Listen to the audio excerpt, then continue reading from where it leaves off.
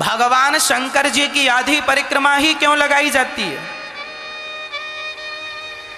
भगवान नारायण की 4 परिक्रमा होती हैं, राम जी की, कृष्ण जी की, परंतु शंकर जी की कितनी परिक्रमा होती हैं? कितनी? आधी। शंकर जी की आधी परिक्रमा, यूं जाओ और वापस आ जाओ, ये परिक्रमा। शंकर जी की पूरी परिक्रमा नहीं होती। शंकर जी के मंदिरों में पूरी परिक्रमा नहीं लगाते, आधी लगाते। पता है ये बात कि नहीं? नहीं? अच्छा, अब पता करो लो। ये बताओ कि ये परिक्रमा आधी क्यों लगाई जाती है? इसका कारण क्या है? शंकर जी का एक बहुत बड़ा भगत था, वो रोज शंकर जी की परिक्रमा करता और शंकर जी के सामने बैठा रहता।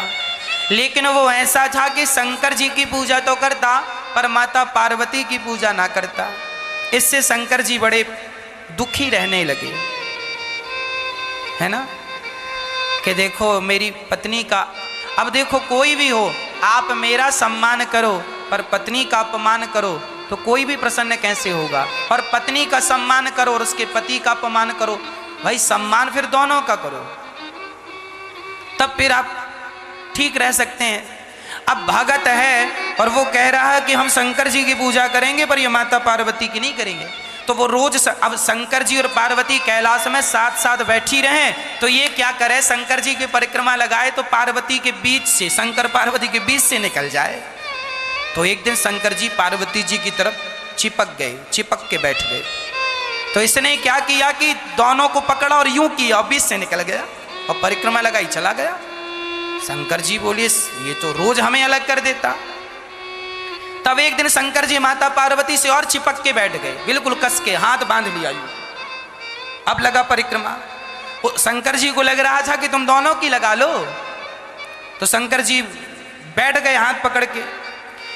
तो उसने क्या किया, वो भी मायावी था, उसने चींटी का रूप बनाया और कहीं से जगह मिली तो चींटी बन के शंकर जी के पास से निकल गया, परिक्रमा हो गई।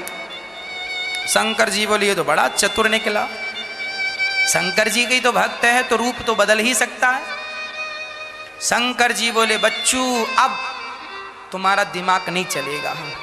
तब शंकर जी ने क्या किया, अर्धनारेश्वर बन गए। तब से शंकर जी अर्धनारेश्वर कहलाए।